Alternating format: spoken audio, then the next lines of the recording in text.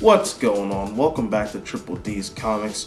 I'm here to talk about a comic that I enjoyed very, very thoroughly, and it is called Batman White Knight #2. Now, if you're unfamiliar with the Batman White Knight storyline, what's going on, basically, it's a Joker cured of his psychosis, his insanity, etc., etc., and he's launching a one-man legal war on Gotham to take down the GCPD and to basically ruin Batman's good name. What makes this such an amazing book, and it is an amazing book, one, the Shawn Murphy, fucking Christ, Shawn Murphy.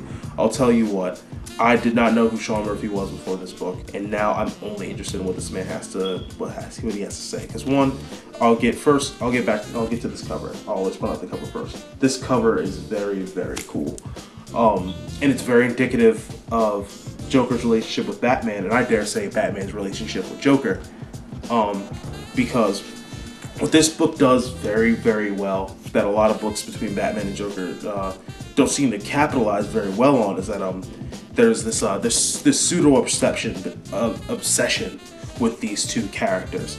Like one can't live without the other. It's the only reason why Joker arguably is still alive.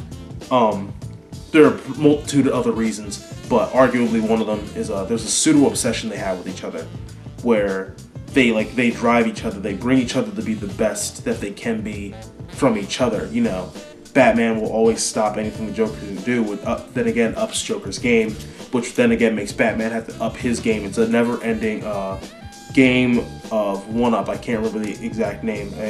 What this book does very well, it shows Joker's obsession with Batman, and he shows it in a very, very, I'd say disturbing, very, very vulnerable way, in that it's reflected through Joker's longtime woman, Harley Quinn, who there's an excellent twist in here that I'm not sure how many people are going to take it, but I thoroughly enjoyed it. I thought they picked an interesting point to show when this twist happened, and it was very, very cleverly done, and I hope it becomes a part of the canon, because it was very, very solid. This book does a very good job of showing, you know, it's, if anything, it shows how deep the love the Joker has for Harley Quinn, actually, whereas he doesn't show it, and he manipulates that in a way that her love in a way that he gets what he wants. But we are all aware of the relationship and how it works.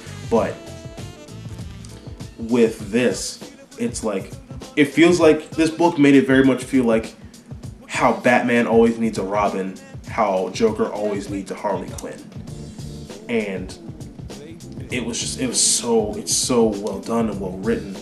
And the ending's an interesting twist. Like, I have my theories about this book. I was from the beginning, I was always skeptical. At least after the first issue, I always thought Joker was just playing at being cured, and that he was going to use that to turn Gotham against everybody, and Batman would see through it. But as we can tell from this book, you know, this book one is very much about the Joker, very little about Batman, because Batman is dealing with an outside issue of his own. And this isn't a book like, it's not like, oh, what if Batman's a bad guy? Like, no, it's literally just, what if Joker is cured, but everything is the same? Like, Batman's still Batman and Bruce Wayne, but Joker's just better. But yes, I thought this book was amazing. The art itself works so well for the story they're trying to tell here. I think this is going to be a book I'm going to love. If Shawn Murphy can keep and be consistent, this might be, if not one of my favorite stories I've ever read, definitely one of the best Batman stories I've ever read. If you haven't already, I strongly recommend go out, get Batman White Knight #1 and Batman White Knight #2. You will not regret it. Thank you so much again for watching. Go over to my other video where I review my other throwaway comics, and I release who won the free comic of the week. Thank you again so much, and tune in next week for next week's previews.